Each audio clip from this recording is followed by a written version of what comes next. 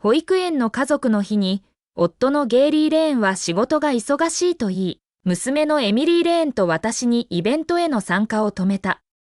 エミリーのがっかりした表情を見て、私の心は痛んだ。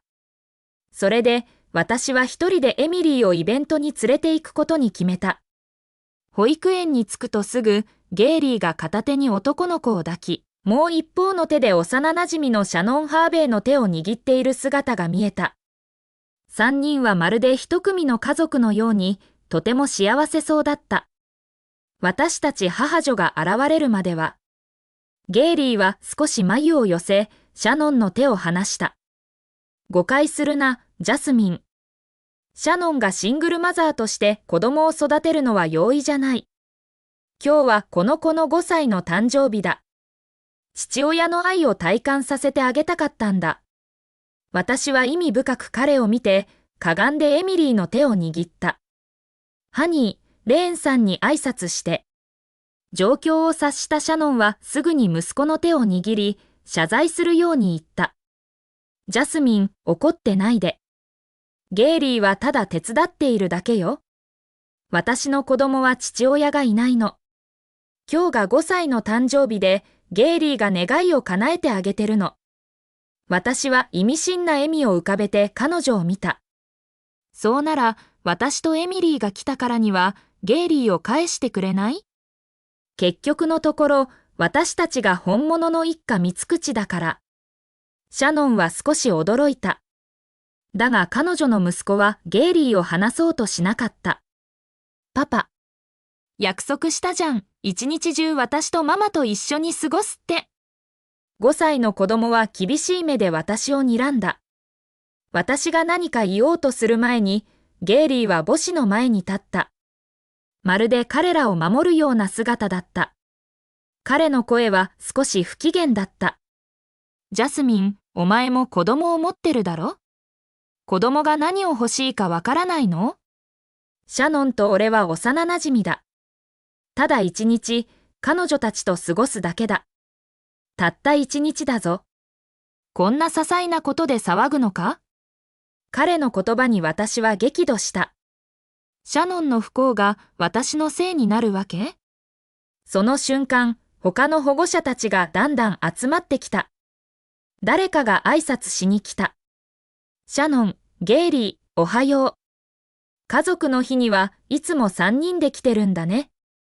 私の夫のジェイクみたいに仕事が忙しいって言って子供のこと全然顧みないわけじゃない。シャノンはぎこちなく答え、ゲイリーは目を合わせようとしなかった。私はつい聞きたくなった。ゲイリー、これが言ってたった一日？ゲイリーは怒り出し、私の腕を掴んだ。ジャスミン、人が多いぞ。騒ぐな。それからかがんでエミリーを見下ろし、小声で言った。お前が騒ぐとエミリーにも悪いだろ？突然自分の名前が呼ばれ、エミリーは少し困惑した。周りを見回して状況がわからないらしく、私の足に寄りかかり、握っている私の手は汗をかいていた。彼女の不安を感じ、私はかがんで頭を撫でた。怖くないよ。ママがいるから。私はゲイリー、シャノン、ルークの遠ざかる姿を見た。彼らはすぐに人々に囲まれた。ゲイリーを取り巻くように笑顔で挨拶し、取り入ろうとする人たちもいた。彼は成功した実業家で、30代前半にして数十億ドルの価値を持つ上場企業のオーナーだから、称えられていた。ゲイリーは得意げで、ますます生意気になっていた。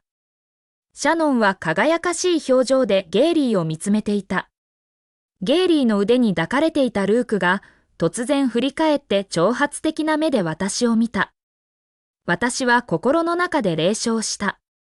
ゲイリーはもう自分の立ち位置がわからなくなったらしい。妊娠中だったので、しばらく会社に行っていなかった。だがウィンググループの株式の 75% を私が所有している。技術的には会社の実権を握っているのは私だ。ゲイリーが今の地位につけたのは私のおかげだ。夫婦だからこそ部長の肩書きを与えたのだ。私は携帯を解錠し、人事部にメッセージを送った。ジョー・ゲイリーの部長職を解任し、来週月曜日に社内通知を出せ。それから法務部にもメッセージを送った。ベン、私とゲイリーの離婚協議書を作成して。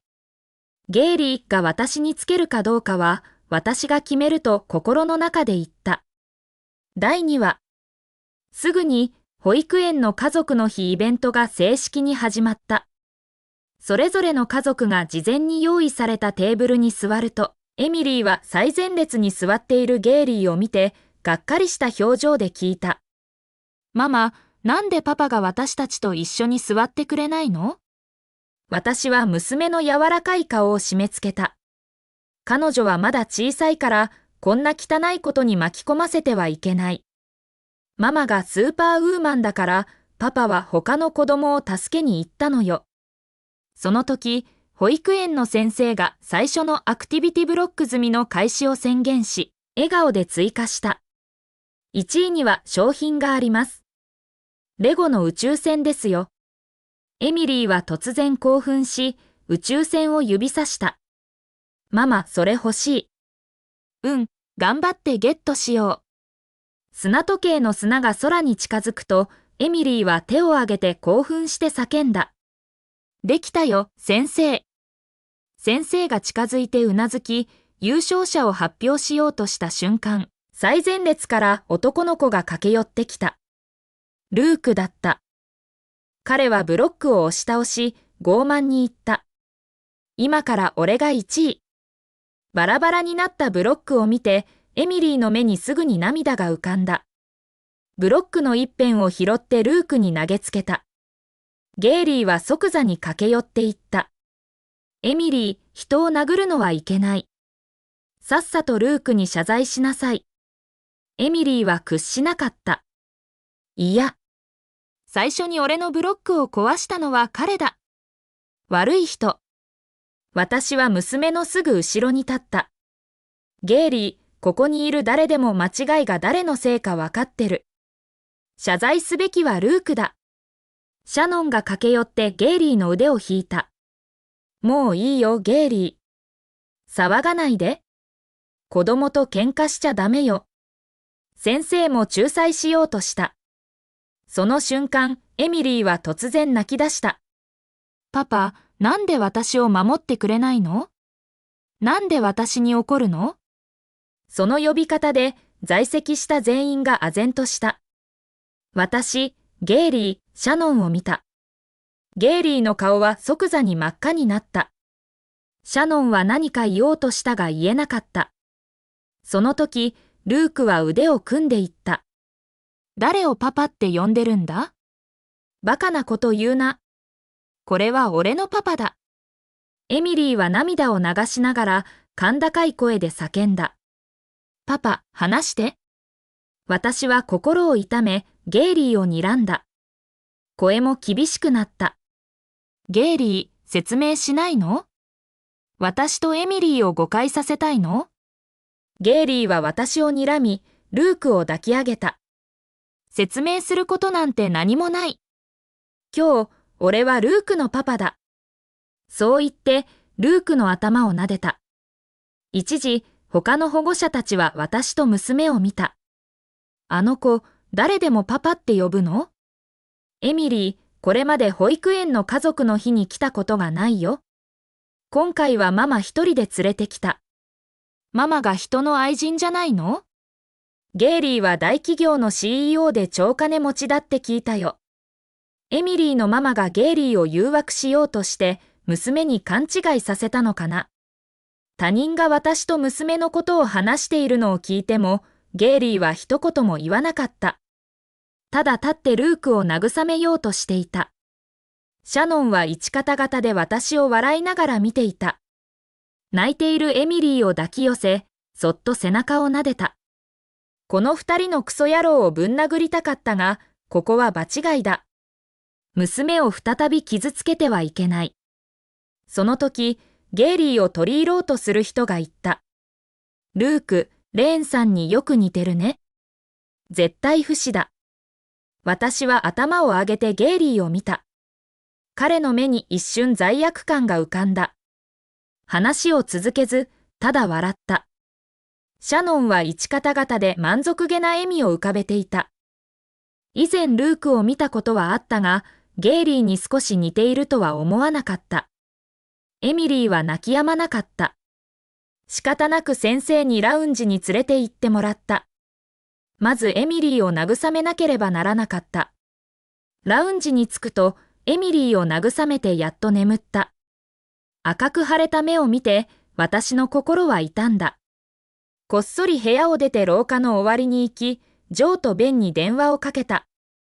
ジョー、ベン、結婚証明書、作成した離婚協議書、解雇届をすぐクロスレーン保育園に持ってこい。できるだけ早く。詳細を話そうとすると、突然悲鳴が聞こえた。エミリーの声だった。私の心は一瞬止まった。第3話。廊下の向こう側、トイレの外。エミリーは地面に倒れ、泣きながら囲まれていた。殴っているのはルークだった。厳しい表情で言った。誰でもパパって呼ぶな。一生忘れない教訓を与えてやる。そう言って、エミリーのお腹を蹴った。痛みでエミリーは息を飲んだ。避けようとしたが、後ろにいた男の子たちに捕まえられた。愛人の子供だから殴られる筋合いだ。ママが言った、こんな私生児は窒息させるべきだって。エミリーは手を振ってもがき、泣きながら叫んだ。嘘。彼は私のパパだ。ママ、パパ、助けて。彼らが私を傷つけてる。ママ、パパ、どこにいるの？眼前の光景を見て、私の頭は真っ白になり、血が湧き上がった。男の子たちは私を見て顔を合わせ、私の厳しい表情を見て一斉に逃げ散った。エミリーを抱き寄せると、震えていることに気づいた。すぐに救急車を呼んだ。大丈夫だよ、ハニー。ママがいるから。救急車が到着すると、他の保護者たちは何が起こったのか好奇心旺盛に見つめた。エミリーを抱えて救急車に駆け込んだ。救急車に乗る。